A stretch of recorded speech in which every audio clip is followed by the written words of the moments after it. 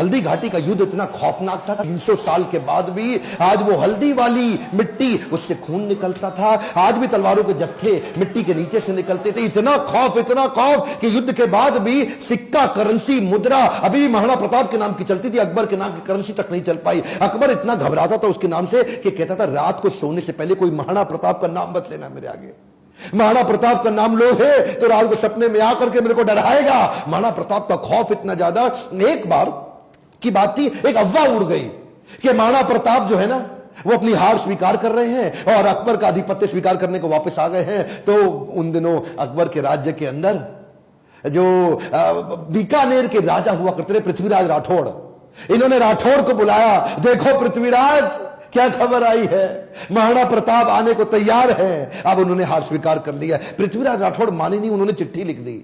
पृथ्वीराज राठौड़ ने तुरंत महाराणा प्रताप को एक पत्र लिखा और पत्र में लिखा कि मुझे विश्वास नहीं हो रहा यह बात सुन के कि क्या अब जंगल का शेर सियारों के साथ रहेगा, क्या सूर्य अब बादलों के पीछे छुप जाएगा, क्या चातक अब धरती का पानी पिएगा, क्या हाथी अब कुत्ते के जैसा जीवन बिताएगा, क्या तलवारें अब मयान के अंदर चली जाएंगी, राजपूतानी अब विधवा हो जाएगी। आपकी सौगंध, ये बात सुन के मेरा दिल कांप उठा है, मेरी मूछें तनी हुई नीचे चली गई हैं। कृपया आप ही बताएं ये बात कहां तक सही है। पृथ्वीराज राठौड़ का पत्र पढ़ते ही महाराणा प्रताप की आंखों में क्रोध से लाल हो उठी। महाराणा प्रताप कहने लगे, बादलों में वो क्षमता कहां है जो सूर्य को रोक सके, शेर की मार सह सके, ऐसे सियार ने कभी जन्म नहीं लिया। धरती का पीने के लिए पानी चातक की चोंच बनी ही नहीं है और कुत्तों की तरह जीवन जीने वाले हाथी की बात आज तक हमने सुनी ही नहीं। महाराणा प्रताप बोले, भूखा प्यासा रह के भी मेवाड़ की रक्षा करूंगा, अपने प्राण जाने दूंगा पर मेवाड़ नहीं जाने दूंगा। बहरहाल इसी दौरान अकबर को समझ आ गया महाराणा प्रताप को मैं हरा नहीं सकता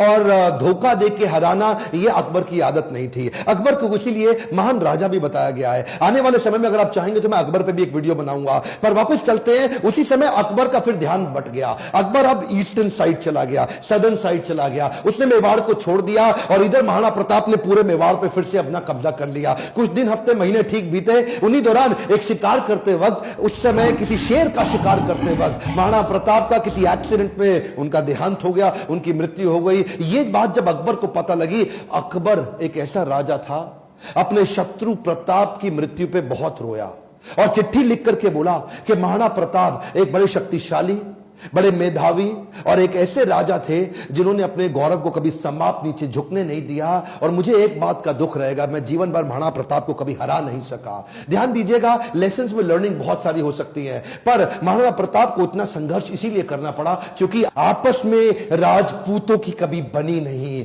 ध्यान दीजिएगा, जब जब घर टूटेगा आपका पड़ोसी आपको लूटेगा। सिंपल सी बात है साहब, जब जब भारत बटा है तब तब भारत टूटा है। किसी तरह आरक्षण से, जाति से, धर्म से अगर ऊपर उठ सकते हैं, क्या आप हेल्थ की, एजुकेशन की, ग्रोथ की, इकोनॉमी की, नेशनलिज्म की बात करते हैं? अगर नेशनलिज्म बिल्ड होगा, अगर पूरे देश का फायदा होगा तो खुशहाली सबके यहां आएगी। देखिए ध्यान दीजिए, अगर देश में खुशहाली आएगी तो फायदा पूरे देश का होगा, 1, 2, 4, 8 का नहीं होगा। मैं आपको एक रिक्वेस्ट करूं, बाकी सब ठीक है लेकिन महाराणा प्रताप के इस वीडियो को, जो कि हमारे कोर्स करिकुलम में पढ़ाया नहीं जा रहा, इनके बारे में एजुकेशन सिस्टम में बताया नहीं जा रहा, क्या आप इनका वीडियो पूरे देश में फैलाना चाहेंगे? राष्ट्र हित में आप इस वीडियो को व्हाट्सएप ग्रुप में डालिए। Let people know and understand about Maharana Pratap. Akbar कभी जीता नहीं, प्रताप कभी हारे नहीं। अकबर की सेना में दम था, प्रताप के सीने में दम था।